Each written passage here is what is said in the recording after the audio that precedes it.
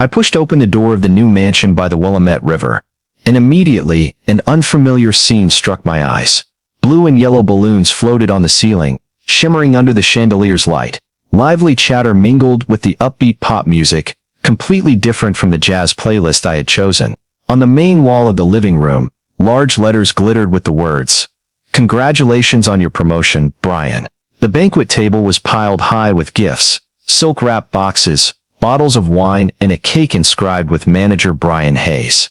In the center of the room, my wife Clara Hayes, radiant in an emerald dress, was directing guests with a beaming smile. Beside her were her parents, Mr. and Mrs. Hayes, their eyes brimming with pride. And there, seated on an expensive armchair, was Brian Hayes, Clara's brother, the center of all attention. At 35, dressed in a gray suit, he wore a smug smile, holding a glass of wine as if basking in glory. This was supposed to be my housewarming party. I, Thomas Reed, 45 years old, COO of NexusTech, had spent $10,000 from my savings to organize this event at the new mansion in Portland, Oregon. I had spent weeks planning a menu with lobster, steak, and white wine, LED lighting to create a cozy atmosphere, and a short speech to share my joy about the new home.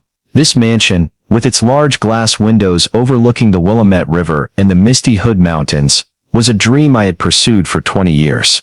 It was not just a place to live, but a symbol of my journey overcoming failures, sleepless nights, and proving my worth against the disdain of Clara's family. But now, everything I had prepared was erased, replaced by a party celebrating Brian's promotion to a mid-level manager at a small real estate firm in Portland. Before diving into the story, comment where you're watching from, and don't forget to subscribe so you never miss the latest video. At 45, I am the COO of NexusTech, a leading tech company specializing in AI data analytics. I created DataTrend, a system that has generated hundreds of millions in profits for the company, elevating NexusTech from a small startup to a global name. Just a few days ago, I received congratulations from Clara's grandfather, Mr. Carter, when I was promoted to COO. "Thomas, you've made us proud," he wrote, in a message accompanied by a handwritten card. I still keep on my desk. Those words, though brief, were a tremendous encouragement, especially since I rarely receive recognition from Clara's family. I was replying to Mr. Carter's message when Daniel Brooks, my assistant, walked into the room. "Thomas, documents from the legal department just arrived," he said, placing a folder on my desk. Daniel, with his quick wit and dedication, is the person I trust most at NexusTech. "By the way," he continued, "everything for the housewarming party at the mansion is ready. The event planner just sent photos. The Willamette River view is stunning." I nodded, smiling, my gaze drifting to the window. The mansion by the Willamette River is not just a house. It's a dream I've nurtured for 20 years. A peaceful place with sunlight reflecting on the water, leaves rustling in the breeze, and a quiet untouched by any demands from Clara's family. This weekend's housewarming party was supposed to mark the start of a new chapter in my life, where I could proudly share my achievements with friends and colleagues.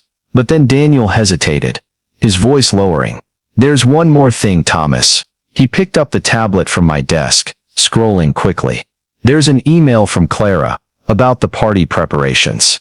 The moment he said those words, I felt a chill run down my spine. "I'll check it later," I told Daniel, but inside a sense of unease began to spread. Emails from Clara rarely brought good news. I recalled the time she convinced me to lend Brian money for a startup, only for him to fail without a word of thanks. Or the time Miss Hayes openly compared me to Brian at a family gathering, calling him the one who'll take the family to new heights.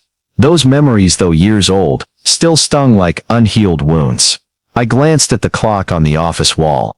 Only 15 minutes left before the board meeting. I took a deep breath, trying to shake off the unease. The project to expand DataTrend into the Asian market was at a critical stage, and I couldn't let personal matters distract me.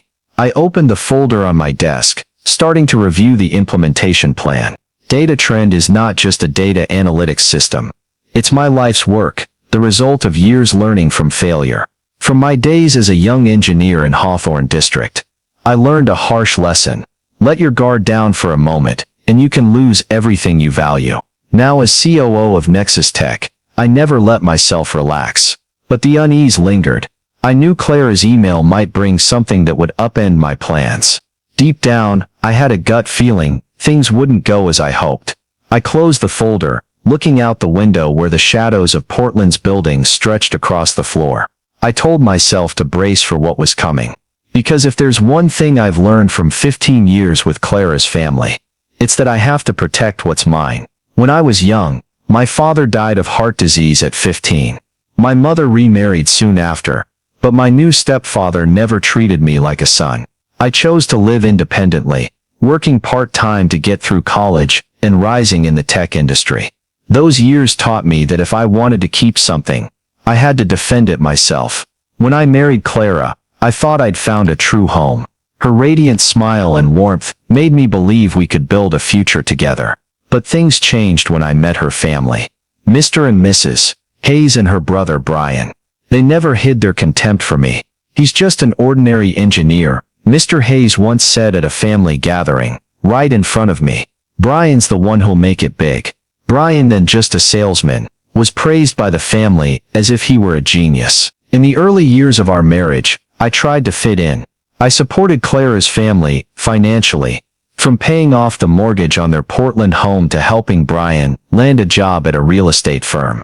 But no one acknowledged it. Every time I achieved something, like when DataTrend launched and was praised by Forbes, Mr. and Mrs. Hayes would nod briefly, then quickly pivot to boasting about Brian, even if he'd only sold a small house.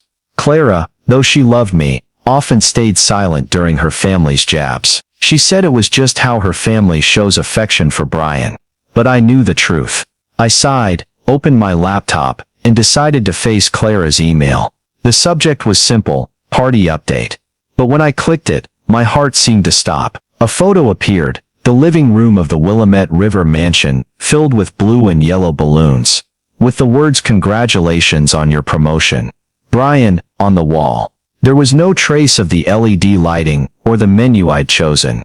My housewarming party had been turned into Brian's promotion party, without a single word of consultation. I gripped the mouse tightly, feeling as if the blood in my veins had frozen. I called Clara, my fingers trembling. "Hello, Thomas." Clara answered, her voice soft but slightly rushed. "Perfect timing. I was just about to talk to you about the party." "What's that photo?" I cut her off, my voice sharp and cold. "Why is the mansion decorated for Brian's promotion party?" "Thomas, listen to me," she said, her voice carrying that familiar pleading tone. But I sensed the firmness beneath it. "This is important for Brian. He just got promoted to manager. It's the first time the family gets to celebrate something this big."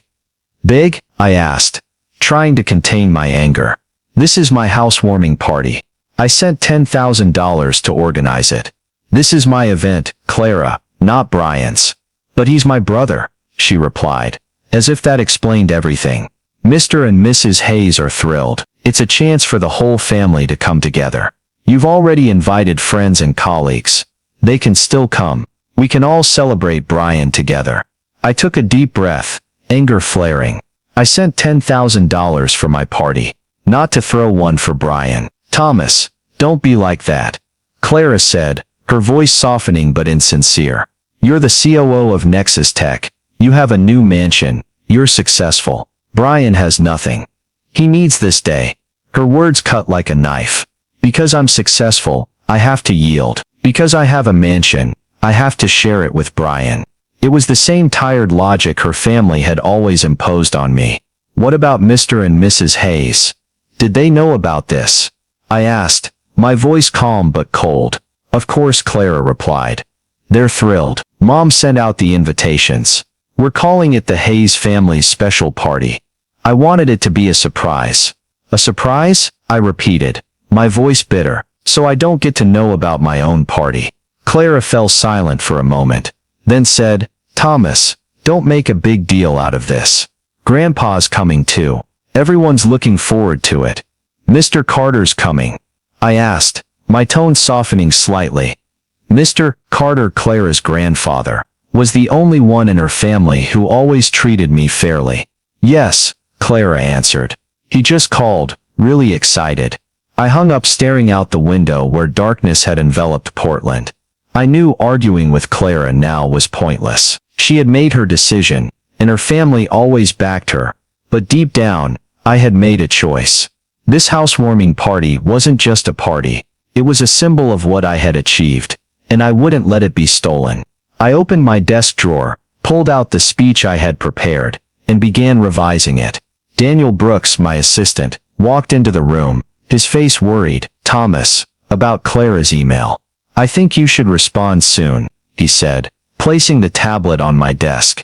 I looked at Daniel, who had worked with me since DataTrend's early days. He knew me better than any colleague, and I could tell he sensed my tension. "She turned the housewarming into Brian's party," I said, my voice low, without a single word to me. Daniel frowned, sitting down across from me. "She can't do that. It's your money, your house. You worked your ass off for that mansion." He paused, looking at me. "What are you going to do?" I sighed, my gaze drifting to the window. "I don't know, Daniel, but I can't let this go on. Not one more time." "You need to speak up," Daniel said, his voice firm. "If you don't, they'll keep doing this." His words hit home. I nodded, picked up my phone and texted Mr. Carter, Clara's grandfather. "Meet me at the mansion this weekend. I have something important to share." As soon as the message sent, I felt a strange calm. This weekend would be a turning point. I opened my speech and began revising. The original lines, about the mansion, my journey remained, but I added the truth. I would talk about the 15 years I was sidelined by Clara's family, the times I supported them without recognition, and how they turned my housewarming into Brian's stage. I didn't want revenge. I just wanted the truth to be heard. In tech, I learned one thing. Victory comes not from emotion but from strategy. And I would walk into that party with a clear plan. I drove to the mansion by the Willamette River, my heart pounding. Cars already filled the driveway, light from the large glass living room windows spilling out, reflecting on the shimmering water. I took a deep breath, checked my reflection in the rearview mirror. A tailored navy suit, neatly combed hair, and a face exuding the confidence I'd honed over years. But inside, a storm was brewing. Today, I, Thomas Reed, would end 15 years of being dismissed by my wife's family. I stepped out of the car, clutching my revised speech, and walked toward the front door. A small sign out front read, "Congratulations on your promotion, Brian." I clenched my fist, telling myself, today, it ends. Inside the mansion, the atmosphere was festive. About 40 guests, Brian's friends, Clara's colleagues, and a few Hayes family relatives, chatted animatedly. Blue and yellow balloons floated on the ceiling, the chandelier illuminating the words, "Congratulations on your promotion, Brian." On the wall, the banquet table overflowed with gifts, from expensive wine bottles to lavish silk-wrapped boxes. Clara, in her emerald dress, moved among the groups, her smile radiant like a perfect hostess. Mr. Hayes, in a gray suit, stood near the bar, boasting about Brian's success. Mrs. Hayes, in a purple silk dress, was adjusting a flower arrangement on the table. And Brian, the center of attention, sat in an armchair, wearing a smug smile, as if he'd just achieved something monumental. I walked in, trying to stay composed. Clara saw me, and waved. "Thomas, you're here," she called, her voice bright, but her eyes flickering with unease. I nodded, approached Brian, and handed him the bottle of wine I'd brought. "Congratulations, Brian," I said, my voice even. He nodded, his eyes avoiding mine, as if he knew I wasn't pleased. I looked around, realizing no one among the guests mentioned me, or this house. The feeling of being invisible, like a shadow in the space I'd spent $10,000 to create, made my blood boil. I spotted Mr. Carter, Clara's grandfather, standing quietly in a corner. He wore a brown vest, his eyes kind but sharp, as if observing everything. I nodded to him, feeling a surge of strength from his gaze. He smiled faintly, as if he knew I was about to do something significant. Clara stepped to the center of the room, tapping her glass. "Everyone please," she said, her voice ringing with excitement. "Today is a special day to celebrate Brian, who just got promoted to manager. Let's raise a glass to our family's joy. Glasses clinked. Applause erupted. Brian stood, flashing a proud smile, soaking in the praise. But in that moment, I knew it was time. I couldn't let them dismiss me any longer. I stepped forward, taking the microphone from a server's hand. Everyone, give me a moment, I said, my voice calm but strong enough to command attention. The chatter stopped, all eyes turning to me. Clara froze, her smile stiffening. Mr. Hayes frowned, his gaze icy. Brian looked at me, a hint of unease in his eyes. Thank you all for coming today. So began, my voice deliberate. Congratulations to Brian on his new role. I paused, locking eyes with him. But I need to clarify something. This was supposed to be my housewarming party. I spent $10,000 to organize it. From the menu to the lighting, to every detail. This is the home I bought, the dream I built after 20 years of work. But it was turned into Brian's promotion party, without a single word to me. A murmur spread through the crowd. Clara bowed her head, gripping her glass tightly. Mrs. Hayes whispered something to Mr. Hayes, her eyes panicked. Brian shifted in his seat, his smile gone. Thomas, now's not the time, Mr. Hayes said, his voice low but threatening, stepping toward me. Don't ruin Brian's day. No, Mr. Hayes, I replied, my voice sharper. Now is exactly the time. And everyone needs to hear this. I took a deep breath, feeling 15 years of anger surge. For 15 years, I've been treated like an outsider by this family. I've supported you financially, from paying off your house mortgage, to getting Brian his first job. But not once was I acknowledged. I've been pushed out of my own moments, like today. The crowd was silent, only the faint background music audible. Clara looked at me, her eyes teary, but she said nothing. Brian fidgeted, his gaze darting as if searching for an excuse. Suddenly Mr. Carter stepped forward, his voice resonating, low but commanding. I have something to say, he said, drawing everyone's attention. 3 months ago, I revised my will. My house in Salem, my investment portfolio, and all my assets will go to Thomas. Murmurs grew louder. Clara paled, and Mr. Hayes glared at Mr. Carter. Thomas has sacrificed more for this family than anyone. Mr. Carter continued. But you chose to dismiss him. Today you stole his joy again. I'm just doing what's right. The room felt frozen. I looked at Mr. Carter, my heart filled with gratitude. He gave me the strength to go on. I raised my glass, smiling at him, then turned to the crowd. A toast to Mr. Carter, who truly sees my worth.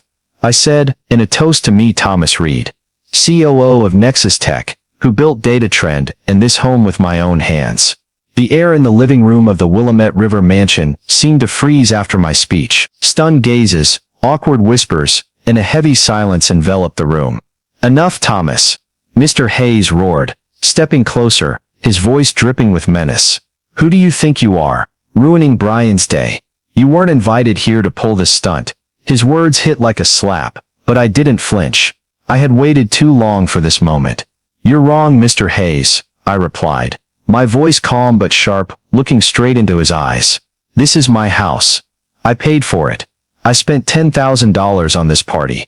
If anyone wasn't invited, it's those who turned it into Brian's stage without asking me. Clara stepped forward, her voice trembling.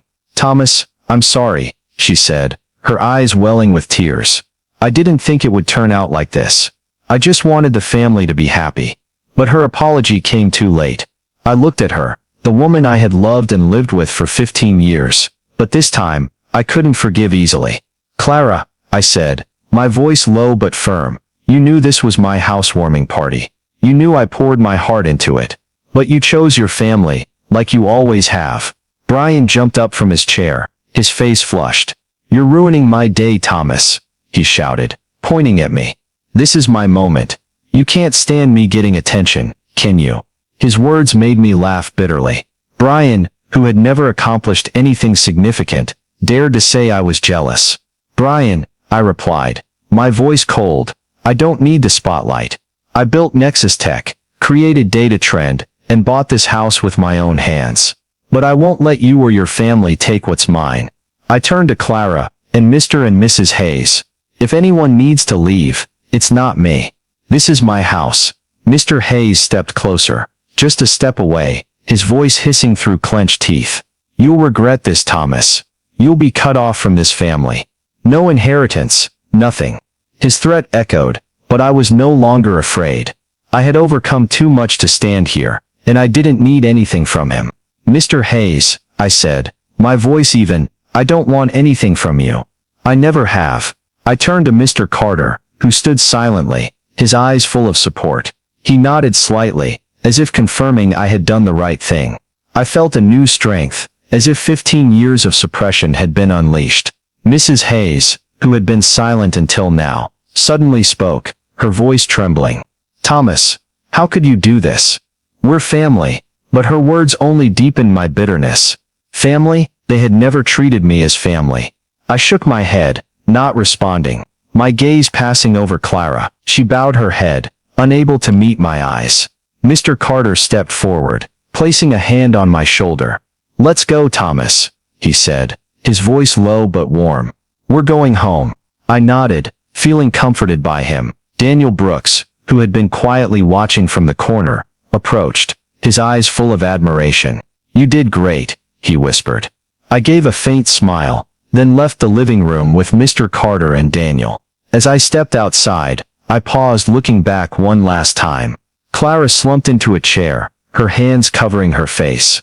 Mr. Hayes stood motionless, his face red with rage. Brian, still flustered, tried to maintain his pride, but his eyes betrayed panic. Guests whispered, the party's atmosphere crumbling like a shattered painting. I turned away, walking to the courtyard, where the mansion's light reflected on the Willamette River's surface. I looked at Mr. Carter, standing beside me, his eyes gentle but resolute. You okay, Thomas? He asked. I nodded, smiling. I'm fine, Grandpa. Thank you. He patted my shoulder, saying nothing more, but his presence was enough. I knew that, even if I lost the Hayes family, I still had Mr. Carter, the one who truly saw me as family. I walked to my car, my heart heavy yet relieved. I had reclaimed my worth, and from now on, I wouldn't let anyone take that away again. 3 years have passed since that fateful party at the Willamette River mansion, but the moment I walked out of the living room, leaving Clara and the Hayes family in shock, remains vivid in my mind. I became the youngest CEO in the company's history at 48. Before retiring, the chairman, Mr. Lawrence, personally chose me as his successor. Thomas, no one understands the market like you, he said at the final board meeting. NexusTech needs your vision to go further. Those words, to me, were the greatest recognition, especially after years of being dismissed by Clara's family. DataTrend, the data analytics system I created, has gone global, becoming indispensable for corporations like Google, Amazon, and even government agencies. Its revenue has transformed NexusTech into a tech empire, and I was proud to see my name on the cover of Forbes, honored in the 40 under 50 list for the tech industry. Mr. Carter, my biggest supporter, called when he saw the article. Thomas, your father would be so proud, he said. His voice choked. It was the highest praise I'd ever received, as if my father, who passed away when I was young, was smiling from somewhere. After the mansion incident, Clara and I went through a rough patch. She apologized repeatedly, trying to save our marriage, but I needed time to think. Eventually, we reached an agreement. Clara agreed to respect my boundaries, reduce her family's influence, and admit her mistake in hijacking the housewarming. Our relationship isn't what it used to be, but I chose to forgive, not for her, but because I wanted to move forward. However, I cut off contact with Mr. and Mrs. Hayes and Brian. They're no longer part of my life. Brian, the center of that party, didn't hold his manager role for long. From what I heard, he was demoted within a year, due to incompetence and arrogance. His real estate firm switched to using DataTrend for market analysis, an ironic twist I couldn't help but chuckle at. Mr. and Mrs. Hayes also faced financial struggles. Mr. Hayes' furniture business declined during a market downturn, forcing them to sell their large Portland home and move to a smaller apartment. I founded the Reed Foundation, a charity named after my father, to support youth from struggling families, people like me, once doubted and dismissed. The foundation provides scholarships and tech internships, helping hundreds of young people find their path. Each thank you letter from them feels like continuing my father's legacy. He always believed knowledge was the greatest treasure. Daniel Brooks, my loyal friend and colleague, remains by my side. He's now NexusTech COO, and we continue building new projects together. Every morning, entering my office, I pause before the photos on the wall, one of me with my parents as a child in Hawthorne District, and one with the NexusTech team, when DataTrend was patented. Those images, past pain and present triumph, remind me how far I've come. Looking back, I realized that party 3 years ago wasn't just a betrayal, but a chance to break the chains of tolerance. I no longer live to prove my worth to the Hayes family. I live to pursue my passion, build a better world, and cherish those who truly see my value. But success to me isn't just titles or numbers. It's the freedom to live true to my passion, to chase what makes me feel alive. The Reed Foundation, the charity I founded in my father's memory, has awarded scholarships to hundreds of struggling youth, helping them find their way. Each thank you letter from them reminds me I'm making a difference, just as my father always wanted. The Willamette River mansion is now truly my home. I've remodeled it to my taste. A small library with books on tech and philosophy, a wide balcony where I read in the mornings, and a flower-filled garden Mr. Carter, Clara's grandfather, often tends. Weekends, I invite him over for chess on the balcony, sipping hot tea and talking about life. Mr. Carter, with the wisdom of a seasoned man, always offers profound insights. Thomas, he once said, "You've walked a tough road, but you didn't let bitterness rule you. That's what sets you apart." Those chess games, stories, and his presence are the most precious moments in my life. From bits of news, I know Brian still struggles with his career, and Mr. and Mrs. Hayes live more modestly after selling their big house. I don't feel vindicated, but I believe life has a way of balancing itself. I chose to let go of toxic relationships, and in that release I found freedom. As the sun sets, I stand on the balcony, watching the Willamette River sparkle. I smile, not because I defeated the Hayes family, but because I overcame myself. They say success is the best revenge, but for me, success isn't revenge. It's realizing my own worth, living for passion and curiosity. I head inside, preparing for another day at NexusTech. Before leaving, I glance at the 2 photos on the wall, knowing that today, once again, I'll choose to live true to my story. The story of Thomas Reed and I paid $10K for my housewarming party. But when my wife turned it into her brother's promotion party, reflects common family and societal pressures in the U.S. today, especially in marriages and extended families, where individual recognition often gets overshadowed by collective expectations. Thomas, a 45-year-old man, spent $10,000 on a housewarming party at his Willamette River mansion, a symbol of his personal success after 20 years of striving. Yet his wife Clara and her family turned it into a celebration of her brother Brian's promotion, without consulting him. This betrayal wasn't just financial, but a dismissal of Thomas's personal worth, a familiar motif in American culture, where individualism is prized but often clashes with family obligations. Thomas's journey, from publicly stating the truth at the party, backed by Mr. Carter, to becoming NexusTech CEO and founding the Reed Foundation, shows the power of setting boundaries and asserting oneself. In the U.S. today, where family and societal pressures can make you feel invisible, learn to set boundaries like Thomas.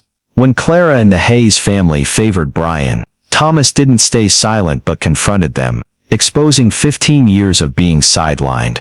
This reminds us that honest communication, though tough, is vital to protect personal worth, especially in marriages. Moreover, Ms. Carter and Daniel Brooks's support highlights the importance of building a network of friends and family who truly value you. Finally, Thomas's creation of the Reed Foundation and remodeling his mansion to his vision show that true success isn't revenge, but living authentically and making a positive impact. Prioritize genuine relationships, set boundaries when needed, and focus on what brings lasting meaning to your life. Subscribe to the channel to follow journeys of self-worth like Thomas Reed's. And thank you for joining this inspiring story. See you in the next video, where we'll explore more profound life lessons.